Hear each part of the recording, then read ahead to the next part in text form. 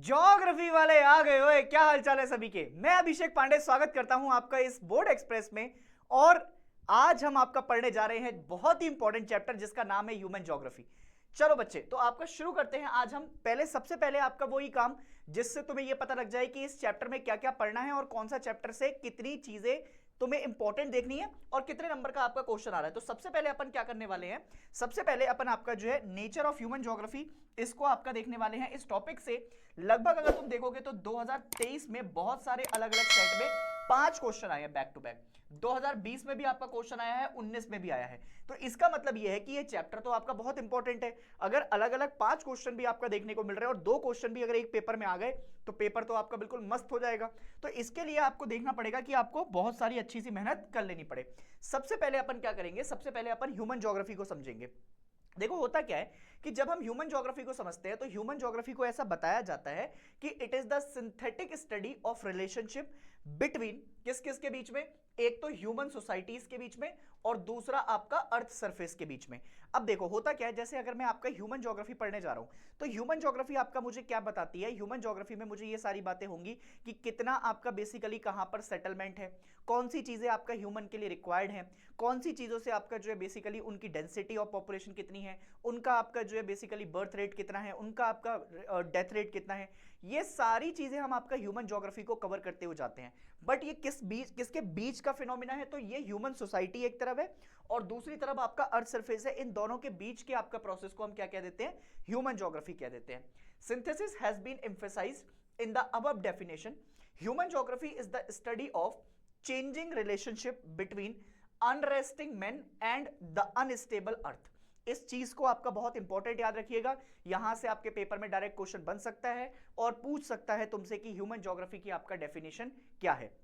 अब देखो, एक लालची इंसान और एक हमारी जो अर्थ है जो कि अनस्टेबल हो रही है। क्यों हो रही है, क्योंकि हमारे पास आपका क्या है, बहुत सारे आपका चेंजेस होते रहते हैं। कभी टेक्टोनिक एक्टिविटी, कभी कुछ आपका शेप चेंज, कभी आपका कोई पार्ट डिस्कनेक्ट हो जाता है, कभी कोई मूविंग अर्थ है, क्योंकि अर्थ तो बहुत हमारी अनस्टेबल सी है। और दूसरा इंसान का लालचपन। तो जब ये दोनों का कॉम्बिनेशन बन जाता है तो उन दोनों के आपका बेसिकली रिलेशनशिप को समझने के लिए हमें ह्यूमन ज्योग्राफी को समझना पड़ता है। तो dynamism is the relationship is the keyword in samples definition. अब एक सैंपल साहब थे, उन्होंने अपनी एक डेफिनेशन दी थी।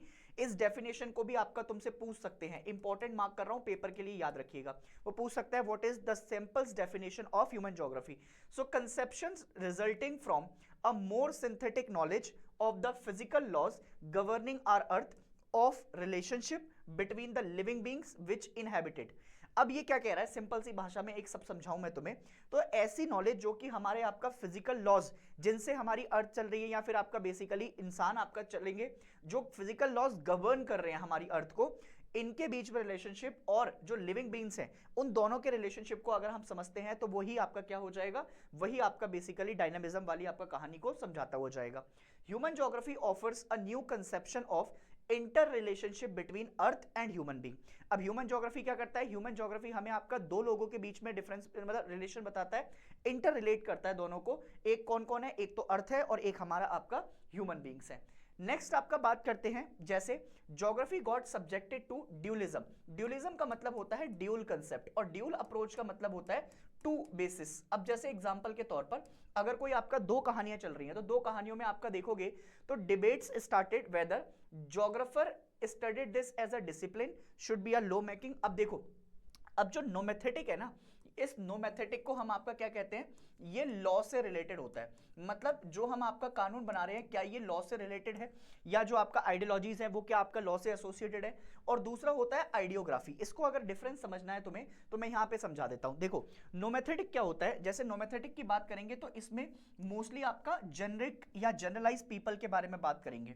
इसमें ऑब्जेक्टिव नॉलेज को ज्यादा आपका प्रेफरेंस दी गई है और ये आपका न्यूमेरिकल डेटा के ऊपर बेस्ड होता है।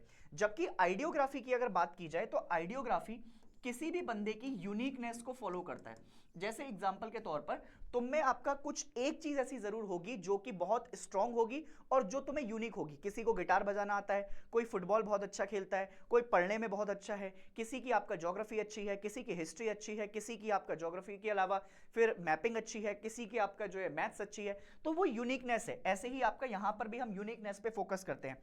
पर नोमेथेटिक में हम आपका बेसिकली बात कर रहे हैं किसके ऊपर, ऑब्जेक्टिव नॉलेज के। बट जब हम आइडियोग्राफिक की बात करते हैं तो हम सब्जेक्टिव एक्सपीरियंस पे बात करते हैं। एंड ये एक इंसान के आपका जो है बेसिकली इंडिविजुअल यूनिकनेस पे फॉलो करता हुआ जाता है। तो अब मुझे लगता है कि आपका तुम्हें आइडियोग्राफी और नोमेथेटिक के बीच में आपका डिफरेंस समझ में आया होगा। Whether it subject matter should be organized and approach of the study should be regional or systematic, whether geographical phenomena be interpreted theoretically or through historical institution approach। अब ये एक क्वेश्चन है कि हम आपका कैसे आपका ज्योग्राफी को समझ सकते हैं। क्या उसको थियोरेटिकली आपका एक्सप्लेन करें, क्या उसको आपका हिस्टोरिक इंस्टीट्यूशन से आपका कनेक्ट कर पढ़ें। बहुत सारे सवाल है बट आंसर अभी हमें आगे जाकर मिलेंगे। These have been issues for intellectual exercises, but finally you will appreciate that dichotomy between physical and human is not a very valid, because nature and human are inseparable elements and should be seen holistically। अब अगर कल को आपका कोई इंसान ऐसा कह दे कि एक हमारा नेचर है और एक ह्यूमन बीइंग है, इन दोनों को अलग अलग रख दो, नेचर के साथ आपका ह्यूमन बीइंग नहीं रह सकते और ह्यूमन बीइंग के साथ आपका नेचर नहीं रह सकता, ये पॉसिबल ही नहीं है आपका जमाने के अंदर। दोनों को हमें एक साथ बैठकर पढ़ना पड़ेगा, होलिस्टिक व्यू के तौर पर देखना पड़ेगा, तभी चीजें आसान हो पाएंगी। अगर चीजों को और आपका आसान करना है तो हमें दोनों की अप्रोच को आपका एक साथ मिलाकर देखना पड़ेगा। आगे बढ़ते हैं। अगर देखोगे तो naturalised of human and most humanisation of nature के बारे में बात करें तो इसमें यह बताया गया है कि human beings interact with their physical environment. अब फिजिकल एनवायरनमेंट में आपका क्या क्या आ सकता है, जैसे लिथोस्फीयर हो गया तो हम आपका देखने जाते हैं। इसके अलावा आपका एनवायरनमेंट को अगर देखोगे तो आपका एटमॉस्फेयर के बारे में आप बात कर सकते हैं। फिर उसके अलावा आपका हम हाइड्रोस्फीयर में भी आपका बात करते हैं। तो जो भी हमारे पास आपका क्या है, जो भी हमारे पास टेक्नोलॉजी है, अभी सुइटेबल टेक्नोलॉजी है, उसकी मदद से हम कहां पर कनेक्ट करते हैं, उसकी मदद से हम आपका फिजिकल एनवायरनमेंट के साथ इंटरेक्ट करते हैं। It is not important what human being produce and create, but it is extremely important with the help of what tools and techniques do they produce and create। अब देखो बहुत important बात आपका इन्होंने बोली है। जैसे एग्जांपल के तौर पर पहले हम क्या करते थे, मैं तुम्हें एग्रीकल्चर का ही एग्जांपल आपका लेकर देता हूं। जैसे एग्रीकल्चर के लिए आपका हम क्या करते थे, सबसे पहले हम एक आपका हल लेते थे और उस हल से आपका खेती किया करते थे।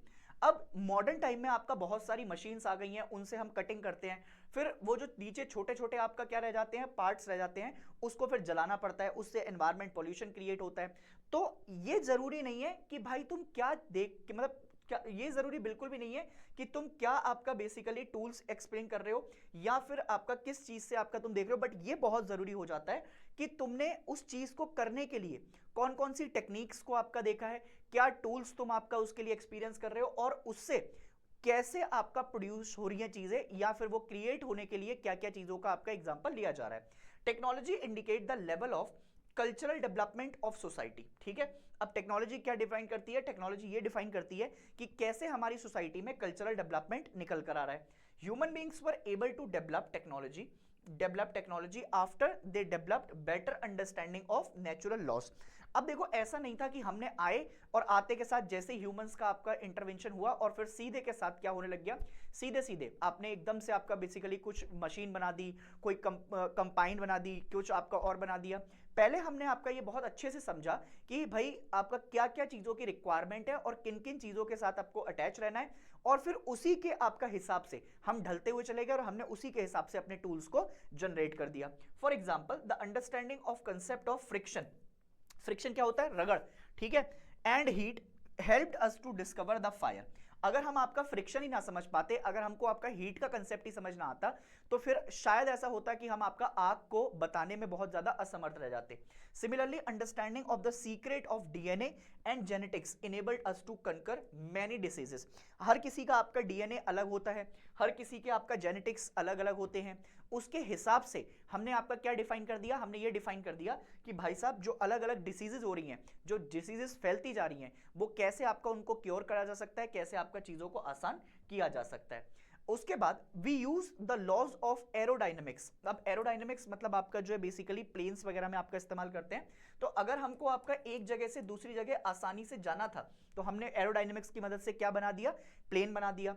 इसके बाद you can see that the knowledge about nature is extremely important to develop technology and technology loosen the shakeless of environment on human being। अब होता क्या है कि टेक्नोलॉजी तो आपका हमने कई बार बना दी, बट उस टेक्नोलॉजी की मदद से होता क्या है, वो कहीं ना कहीं इंपैक्ट करता है ह्यूमन बींग्स को ही डायरेक्टली। क्यों? क्योंकि जो टेक्नोलॉजी हम बना रहे हैं वो टेक्नोलॉजी आपका एनवायरमेंट को सूट करती है या नहीं करती है, फिर उससे ह्यूमन के ऊपर क्या इंपैक्ट पड़ रहा है वो चीजें हम यहां पर देखते हैं। In the early stage of the interaction with their natural environment, humans were greatly influenced by it। अब देखो जैसे घर में आपका तुम्हें नया नया खिलौना मिलता है तो तुम्हें नए खिलौने से आपका क्या होता है, नए खिलौने से बहुत ज्यादा प्रेम होता है। जब बाइक आती है, साइकिल आती है तो उससे बड़ा प्यार होता है, बट धीरे धीरे आपका तुमको उसको एडवांटेजेस डिसएडवांटेजेस पता लगते हैं। जैसे तुम बड़े होते हो तो तुम्हें पता लगता है कि शायद इससे आपका बचाकर ये चीज भी आ सकती थी। तो ऐसे ही जो हमारे ह्यूमंस होते हैं, जब कोई टेक्नोलॉजी आपका इंटरवेन होती है या फिर इन्वेंट होती है तो उससे क्या होगा, उससे आपका बेसिकली वो बहुत ज्यादा इन्फ्लुएंस रहते हैं। They adapt to dictate of the nature. अब देखो ऐसा होता है कि इंसान आपका लालची है तो वो डिक्टेटरशिप की तरफ चला जाता है, वो चाहता है कि मैं नेचर के ऊपर आपका क्या कर लूं, डिक्टेटरशिप कर लूं। ये कभी पॉसिबल नहीं हो पाएगा। अगर नेचर आपका लेने पर आती है वापस तो वो सब कुछ खत्म कर सकती है, इस बात में कोई दो राय नहीं है। तो इसलिए कभी भी हमें आपका छेड़छाड़ी उसी लेवल तक करनी चाहिए जहां तक हम सह सकें, क्योंकि अगर वो लेने पर आती है तो वो तुम्हारी लाइफ, फिर आपका और लोगों की लाइफ, सबको लेती हुई चली जाती है वापस। This is so because the level of technology was very low and the stage of human social development was also primitive. Primitive मतलब होता है प्राचीन। तो पहले के जमाने में बहुत ज्यादा आपका टेक्नोलॉजी या टूल्स बहुत ऐसे नहीं थे जो कि आपका कहीं पर ह्यूमन एनवायरमेंट को इंपैक्ट कर रहे थे या ज्यादा दिक्कत आ रही थी। This type of interaction between primitive human society and strong force of nature was termed as environmental determinism। अब बहुत ध्यान से सुनना। अब जैसे environmental determinism की आपका अपन पर बात करें तो मैंने तुम्हारे लिए एनवायरमेंटल डिटर्मिनिज्म को आपका डिकोड किया है। सबसे पहले अगर एनवायरमेंटल डिटर्मिनिज्म की मैं बात करता हूं तो एनवायरमेंटल डिटर्मिनिज्म आपका क्या कहता है, ये एक आपका बेसिकली प्रोसेस है एनवायरमेंट से और हमारे कल्चरल फैक्टर्स तक जाने का। अगर तुम देखोगे तो ये मोस्टली आपका किसके द्वारा इन्फ्लुएंस करते, ये आए थे आपका रेडजल साहब के द्वारा। रेडजल साहब थे, उन्होंने आपका एनवायरमेंटल डिटर्मिनिज्म के कंसेप्ट को आपका बताया। बाद में उनके ही आपका कई सारे स्टूडेंट थे, जैसे सैंपल हो गया, फिर और भी आपका आते गए। और ये सब आपका अच्छा, जो रेडजल साहब थे ये इन्फ्लुएंस किससे थे, ये इन्फ्लुएंस थे आपका चार्ल्स डार्विन की थ्योरी से। Galapagos island, origin of human evolution, ये तुमने पढ़ा होगा। उनका मानना था कि it is believe that the environment cause all the cultural development. जितने भी हमारे कल्चरल डेवलपमेंट आपका निकल कर आ रहे हैं वो किसकी वजह से आ रहे हैं, वो एनवायरमेंट की आपका वजह से ही निकल कर आ रहे हैं। तो ये हमारे पास क्या हो गया, ये हमारे पास आपका एनवायरमेंटल डिटर्मिनिज्म हो गया। इस पॉइंट को आपका याद रखिएगा, इंपॉर्टेंट क्वेश्चन है, यहां से आपका पेपर में क्वेश्चन बन सकता है कि व्हाट इज एनवायरमेंटल डिटर्मिनिज्म। अब मैं तुम्हें आपका नेचुरलाइजेशन ऑफ ह्यूमन के बारे में आपका समझाता हूं थोड़ा सा। देखो एक बंदा है जिसको हम कहते हैं Benda. Benda lives in the wild of Abujh Marh area of central India, ठीक है। His village consist of 3 huts deep into the wild. 3 आपका झोपड़ी हैं जो कि आपका जंगल के बीचों बीच बनी हुई हैं। नॉट इवन बर्ड्स और stray dogs usually crowd villages can be seen in these areas bearing a small loin cloth and armed with his axe. Axe मतलब आपका कुल्हाड़ी। He slowly surveys the penda, मतलब आपका जगह पर आपका जाना शुरू किया उसने, फॉरेस्ट के अंदर जाता गया ताकि अगर उसको आपका कहीं पर कुछ चीज मिले, पॉसिबिलिटी मिले तो उनको वो समझ सके। Where his tribes practice a primitive form of agriculture which is called as shifting cultivation। तो अब जैसे आपका तुम्हें मैंने समझाया था कि भाई जो आपका ट्राइब्स होते थे पहले, जैसे ज्यादातर आपका नॉर्थ ईस्टर्न वाले कल्चर में या छत्तीसगढ़ वाले में, मध्य प्रदेश में, झारखंड में, यहां पर जो लोग आपका ज्यादातर खेती में इन्वॉल्व होते थे उसको हम कहते हैं प्रिमिटिव एग्रीकल्चर, या फिर आपका इसको झूमिंग कल्टीवेशन के नाम से भी जाना जाता है, या फिर इसको स्लैश एंड बर्न खेती के नाम से भी आपका जाना जाता है। Benda and his friends burns small patches of forest to clear this for cultivation। उन्होंने थोड़े से जगह में आपका आग लगाई और उससे क्या किया, उससे आपका जो है उस जगह को खाली करवाकर कल्टीवेशन या खेती के लिए आपका इस्तेमाल करने के लिए काम कर लिया। The ash is used to make soil fertile।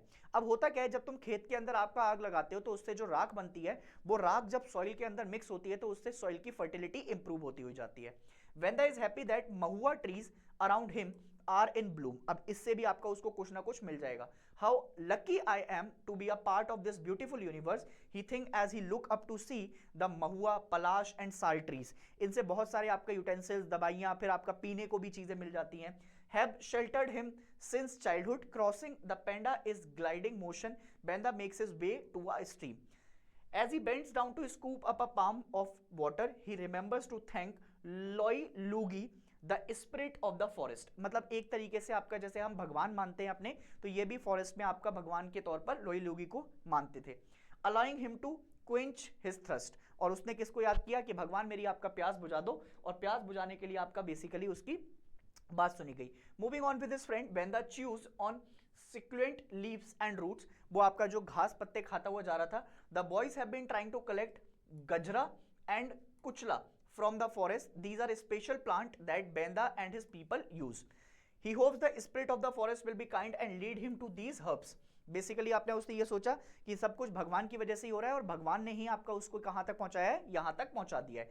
These are needed to barter in the मधारी और tribal fair coming up the next full moon. अब बेसिकली आपका ये कहां पर काम आएंगे, जो अगले आपका फुल मून पर, अमावस्या वाली आपका बात नहीं कह रहा हूं, पूर्णिमा वाली आपका बातें बता रहा हूं तुमको मैं, तो वहां पर आपका क्या आएंगे, ये काम आएंगे।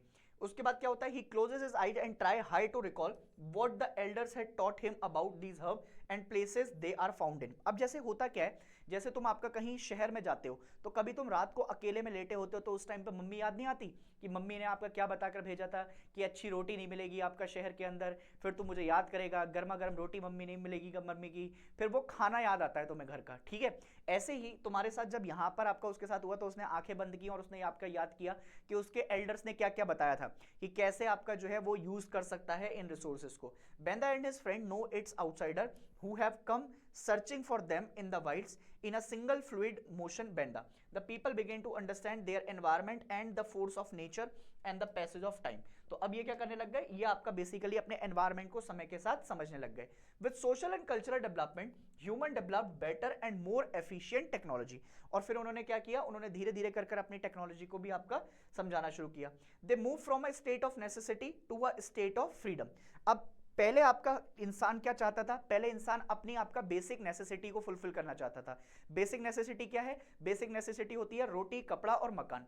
अब वो बेसिक नेसेसिटी से किधर की तरफ आ गया है, फ्रीडम की तरफ। मेरा जो मन करेगा वो मैं आपका डेवलप करूंगा, मेरे पास आजादी है, मैं आपका क्या करूंगा। जब फ्रीडम की तरफ भागता है ना इंसान, तो फिर आपका इंसान तबाही मचाता हुआ जाता है। जब तक वो नेसेसिटी के ऊपर डिपेंडेंट रहता है, तब तक वो आपका बेसिकली चीजों को ज्यादा उजाड़ता नहीं है। देख, और इससे क्या होगा, इससे वो अपने लिए आपका पॉसिबिलिटीज खोजने लग जाएगा। They create possibility with the resources. अब जो आसपास में आपका उसके रिसोर्सेज अवेलेबल होंगे, उनसे और ज्यादा पॉसिबिलिटी क्रिएट करेगा। Obtain from the environment the human activities create cultural landscape. The imprint of human activities are created everywhere. Health resort on highlands, huge urban sprawls, fields, orchards and pastures on plains are rolling hills, ports on the coast, oceanic routes on the oceanic surface and satellite in the space. The earlier scholar termed this as possibilism. मतलब जब इंसान basically अपने nearest resources को इस्तेमाल कर अपने लिए possibilities खोजने लग जाए, वो स्पेस में जाने के लिए आपका सैटेलाइट की बातें करने लग जाए, ओशियंस पे जाने के लिए वो आपका बड़े बड़े शिप बना दे, आसपास में आपका जो है जल्दी ट्रैवल करने के लिए वो क्या कर दे, ट्रेन्स बना दे, रोड्स बना दे, तो ये क्या इसको क्या टर्म किया जाता है, इसको कहते हैं हम पॉसिबिलिज्म। जोग्राफर एक थे जिनका नाम था Griffith Taylor, introduce another concept which reflects middle path. अब इसको मध्य मार्ग भी कहते हैं। उन्होंने कहा कि एक तो आपका एनवायरमेंटल डिटर्मिनिज्म हो गया, एक आपका पॉसिबिलिज्म हो गया, अब इसके बीच के आपका आइडियाज को हम क्या कहेंगे, इनके बीच के आइडियाज को आपका एनवायरमेंटल डिटर्मिनिज्म एंड पॉसिबिलिज्म के आपका बीच की बात करें, और उन्होंने क्या दे दिया इसको, नियो डिटर्मिनिज्म या फिर गो डिटर्मिनिज्म का नाम दे दिया। अब मैं तुम्हें आपका सबसे पहले एनवायरमेंटल डिटर्मिनिज्म तो समझा चुका हूं, बट मैं तुम्हें पॉसिबिलिज्म समझा देता हूं। पॉसिबिलिज्म का जो सबसे पहले कंसेप्ट था वो पॉल वाइडल डी ला विल्चे ने दिया था।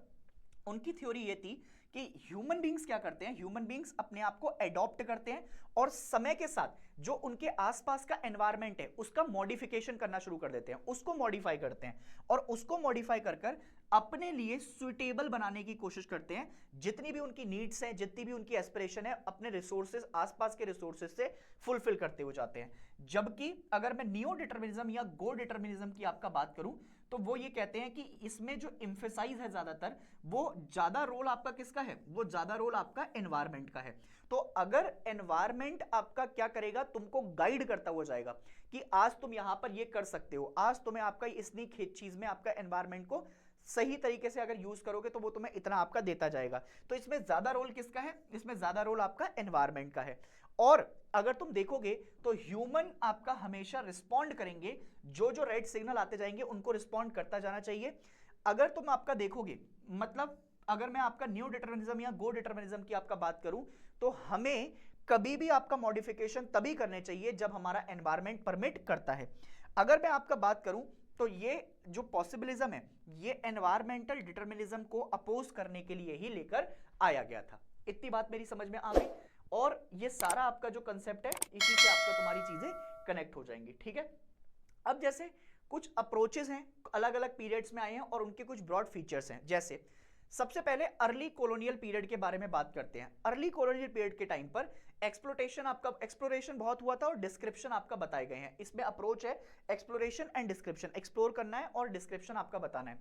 Imperial and trade intersect prompted the discovery and exploration of new areas, and encyclopedia description of the area formed an important aspect of the geographer's account। जैसे एग्जांपल के तौर पर जो यूरोपियंस थे, उन यूरोपियंस ने क्या करना शुरू किया, उन यूरोपियंस ने आपका बेसिकली एक्सप्लोरेशन करना शुरू किया।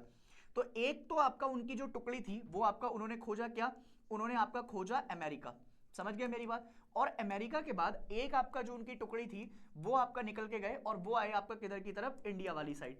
तो ये क्या कर रहे थे, ये एक्सप्लोरेशन फेज पे थे, ज्यादा जहां जहां पर जा रहे थे उनसे आपका क्या कर रहे थे, चीजों को खोजते हुए जा रहे थे। अब तो नहीं चलता, अब तो गूगल ने आपका रिप्लेस कर दिया। पहले आपका इंसाइक्लोपीडिया बहुत चलता था, इंसाइक्लोपीडिया में आपका बहुत सारी चीजें थी जिससे आपका तुम्हें आंसर मिल जाते थे। दूसरा आता है लेटर कॉलोनियल पीरियड, मतलब जब कॉलोनियल टाइम पीरियड के बाद की बात देखते हैं तो उस समय रीजनल एनालिसिस की बात की गई थी। अगर तुम देखोगे तो elaborate description of all the aspect of region were undertaken. अब जो आपका बेसिकली उस जहां जहां पर उनको क्या करना था, कुछ चेंजेस करने थे, उन रीजन का उन्होंने क्या लिया, एक पूरा डिस्क्रिप्शन लिया। The idea was that all the regions were a part of whole. ये पूरा आपका, जैसे इंडिया को एक देख रहे हैं तो इंडिया एक आपका पूरा पार्ट देख रहे थे, वो अलग अलग नहीं देख रहे थे उस चीज को, और अर्थ को इन्होंने एक ही आपका पार्ट को देख रखा था। Understanding the part in totality would lead to an understanding of the whole. अब ये क्या गलती कर रहे थे, ये गलती कर रहे थे कि अगर हम आपका जो है पूरी अर्थ को एक साथ आपका देख लें तो उससे मुझे बाकी सारी चीजें आपका एक साथ समझ में आ जाएंगी। बट बहुत सारी जगह अलग अलग आपका चीजें, अलग एनवायरमेंट, अलग क्लाइमेट है, ये सारी चीजें आपका देखने को मिलती हैं। 1930s through the inter war period, अब यहां पर एरियल डिफरेंशिएशन अप्रोच आ गई। एरियल डिफरेंशिएशन अप्रोच फोकस करती है identifying the uniqueness of any region and understanding how and why it was different from the other. अब ये एरियल डिफरेंशिएशन क्या कहता है कि जैसे पहले ये पूरी अर्थ को एक जैसा पढ़ रहे थे, उन्होंने कहा नहीं, हर जगह का अपना एक क्लाइमेट है, वहां की एक यूनिकनेस होगी, और उस यूनिकनेस को पढ़ते हुए ही तुम आपका क्या करोगे, आगे बढ़ते हुए जाओगे। ऐसे ही फिर 1950 से 1960 के टाइम की जो अप्रोच थी उसको स्पेटियल ऑर्गेनाइजेशन के नाम से जाना गया है। इसमें क्या बताया गया, यहां पर आपका ज्यादातर कंप्यूटर्स का इन्वेंशन हुआ, सोफिस्टिकेटेड स्टैटिस्टिकल टूल्स आपका डेवलप किए गए, और ज्यादातर आपका लॉ ऑफ फिजिक्स डिटरमाइन किया गया। जैसे हम आपका पढ़ते हैं न्यूटन्स का फर्स्ट लॉ, न्यूटन का third law, Kepler's law, gravitational motion, ये सारी चीजें आपका आती जाती हैं। These were often applied to map, और इससे क्या हुआ, जो हमारे ह्यूमन फिनोमिना थे उनको हमने क्या किया, एनालाइज करने की कोशिश की। इस फिनोमिना को आपका क्या बोला गया, इसको कहा गया क्वांटिटेटिव रेवोल्यूशन, ठीक है। और इसका मेन ऑब्जेक्टिव क्या था, इससे हम आपका क्या समझा पाए, जो आपका ह्यूमन के पैटर्न है, जो ह्यूमन चेंज करता हुआ जा रहा है, उन पैटर्न को, उन मैपेबल चीजों को आपका आसानी से समझ सकें, और इससे हम ह्यूमन एक्टिविटीज के ऊपर नजर रख सकें। फिर 1970s के बाद अगर तुम जाओगे तो यहां पर emergence of humanistic radical and behaviour scholars आपका आ गए थे, जिनका कहना यह था discontentment with the quantitative revolution and its dehumanised manner of doing geography led to emergence of 3 new schools of thoughts. उसके बाद आपका क्या आया, यहां पर कितने नए स्कूल आपका निकल कर आए, 3 नए स्कूल निकल कर आए। Human geography in the 1970s, अब human geography was made more relevant to the socio political reality, जो हमारे आपका समाज में जो सोशल चीजें हैं या जो पॉलिटिक्स आपका चल रही है उनके साथ ज्यादा कनेक्टिविटी इसकी दिखाई गई। And the emergence of these schools of thought, consult the box below to know little more about the school of thoughts. इसके बाद आता है 1990s का एरा, जिसको हम कहते हैं पोस्ट मॉडर्निज्म इन ज्योग्राफी। ठीक है, यहां पर क्या होता है, जो एप्लीकेबिलिटी है, जो अप्लाई कर रहे थे हम चीजें, वो यूनिवर्सल थ्योरीज बन गई धीरे धीरे कर कर। और इससे हमें क्या समझाना शुरू किया, इससे हमें ह्यूमन कंडीशंस को और उनके जो क्वेश्चंस हैं उनको समझाना आपका शुरू कर दिया, लोकल कंटेक्स्ट और इन सारी चीजों पर आपका फोकस करते हुए चले गए। ठीक है, इतनी बात समझ में आई। अब आते हैं फील्ड ऑफ ह्यूमन ज्योग्राफी, सब field and interface with the sister discipline of social sciences. सबसे पहले है आपके पास सोशल ज्योग्राफी, जो कि आपके किसके बारे में बात करता है, सोशल साइंस, सोशियोलॉजी वगैरह की आपका बारे में बात करता है। फिर सब फील्ड है, जैसे बिहेवियर के बारे में अगर पता करना हो किसी के, तो उसको कहा जाता है साइकोलॉजी। साइकोलॉजी क्या करता है, इंसान के बिहेवियर को पता करता है और उससे आपका पैटर्न समझकर उसको एनालाइज करता है। फिर आते हैं next, geography of social wellbeing, इसको कहते हैं वेलफेयर इकोनॉमिक्स।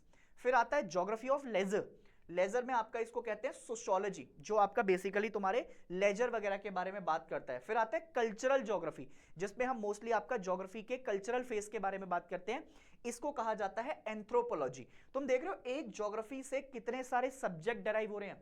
फिर आते हैं सर आपका जेंडर ज्योग्राफी, जेंडर ज्योग्राफी में आपका क्या समझते हैं हम, सोशियोलॉजी, एंथ्रोपोलॉजी, विमेंस की स्टडी, ये सारे आपका जेंडर ज्योग्राफी का पार्ट है। फिर आते हैं हिस्टोरिकल ज्योग्राफी, जिसमें आपका हिस्ट्री के बारे में पढ़ते हैं।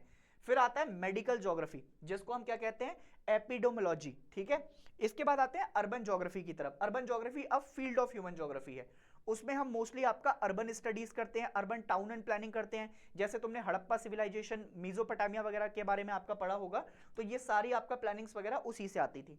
फिर आता है पॉलिटिकल ज्योग्राफी। पॉलिटिकल ज्योग्राफी में दो सब फील्ड्स हैं, एक है इलेक्टोरल ज्योग्राफी, एक है मिलिट्री ज्योग्राफी। एक उसके पहले आपका अगर तुम इंटरफेस या सिस्टर डिसिप्लिन देखोगे तो उसमें एक आता है पॉलिटिकल साइंस, एक आता है फिजियोलॉजी, जो कि इलेक्टोरल ज्योग्राफी को बताता है, और मिलिट्री ज्योग्राफी में आपका मिलिट्री साइंस के बारे में पढ़ते हैं। फिर आता है पॉपुलेशन ज्योग्राफी, जो कि डेमोग्राफी समझाता है, जो कि तुम्हारे यहां पर भी इस वाले आपका बुक्स में भी बता रखी है।